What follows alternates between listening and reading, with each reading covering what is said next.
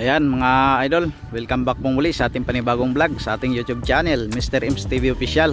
So to this vlog po mga idol ay meron po tayong panibagong ilalabas na unit. Ito nga po pala ang ating tri-wheels na kasang Smash Suzuki. Ayan. So siyempre bago ang lahat ay pinapasalamatan po natin si idol na nagpagawa nito sa atin na taga Gulod, Cabuyao, Laguna. So ayan, so dahil nga po mga idol nagsawa na daw po siya sa sidecar.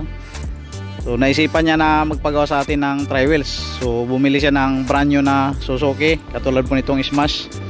At pinagawa niya sa atin mga idol ng tri-wheels. So ito po ay yung kanyang pangarap na unit ay tapos na. Bali re-release na po natin siya mga idol. So ang ginamit nga po pala natin dito mga idol ay bumili tayo ng differential. Saka mags, kabila na yung kinabit natin. Siyempre para umatras siya at saka umabante ay kinabitan din natin siya ng reverse gear. Saka, so ito po yung kanyang kinalabasan. Ayan. So ayan mga idol. Dito naman sa likod ay nilagyan din po pala natin ng upuan katulad nito. So ayan, bali may natanggalan po tayo dito sa likod ng motor. Ito pong tapaludo. Dahil nga po hindi po pwede na hindi siya puputulin. Dahil po bangga dito sa ilalim. Kaya nagpaalam tayo sa may-ari kung pwedeng putulin. So pumayag naman po siya.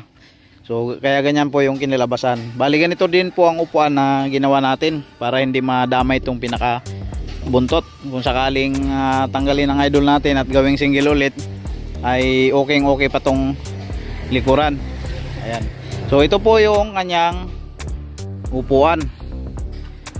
Yan. Ang purpose nga po pala ng pagpapagawa nito sa atin ay gagawin po niyang service sa kanyang mga apo. Yan. Nag-aaral sa Gulod. Ayan.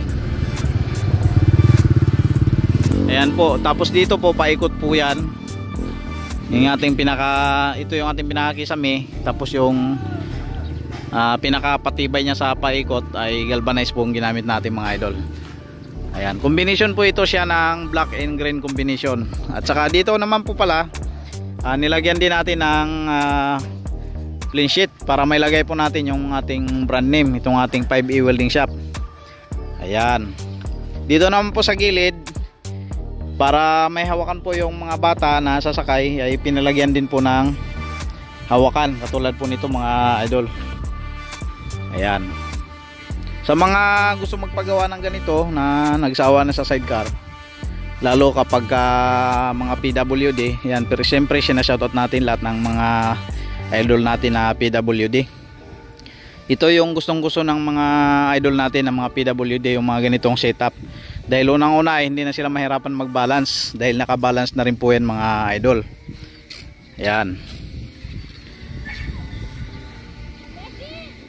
Ito naman po sa harapan, nilagyan na rin po pala natin ng windshield. So hindi pa lang po nilalagay yung salamin natin. Ayan. Tapos yung wiper, napakaganda din po niya kapag may wiper mga idol, para hindi ka na magpupunas-punas sa harapan kapag umuulan. Lalo po ngayon na medyo maulan na yung panahon. Ayan. Nilagyan din po pala natin siya ng visor para kapag may isipan nyo po na palagyan ng sticker family name po ninyo, halimbawa ay Mahinay family, may lalagay nyo po dyan mga idol. Higit sa lahat ay pangpadagdag din po siya ng pugi. Yan. Actually mga idol, napakadami pang pwedeng i-upgrade sa ganitong setup. Pwede pang lagyan ng mga design yan dito sa gilid. Tsaka magkaroon din siya ng mga ilaw, mga antena, ladder. Napakadami pa pong pwedeng i-setup sa ganyan. Napakaganda pong i-setup. Yun nga lang mga idol, yan lang po muna ang pinagawa ng idol natin dahil siyempre kapag may additional ay magdadagdag din po ng bayad. Ayan. So dito naman po sa gilid, ito po yung apakan na ginamit natin, malapad na flat bar. Tapos konektado po siya dito sa apakan. Ayan mga idol, parang ano din na sidecar. Meron din siyang balancer pero hindi po yung balancer, suporta lang po yan mga idol. Tapos dito sa kabila ganun din. Nakabolt nga pala ito mga idol yung unit na ito, kaya kung gusto nyo tanggalin ay matatanggal nyo po kaagad. Yan, mga nakabolt po yan. Pati po itong bubong natin na ginawa ay mga nakabolt. Ayan mga idol. Yan, halos lahat di-bolt po yan mga idol. Tapos itong ating ginabit dito ay nakabolt din po siya. Ayan.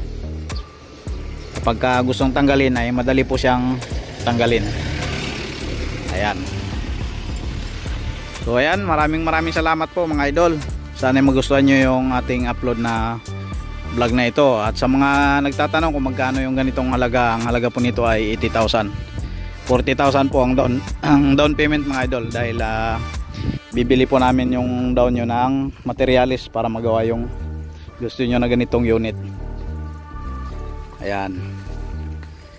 Maraming salamat po mga idol. Sana ay sa mga hindi pa nakasubscribe ay pindutin nyo na po ang subscribe at siyempre yung notification bell mga idol para lagi kayong updated sa mga vlog na upload natin.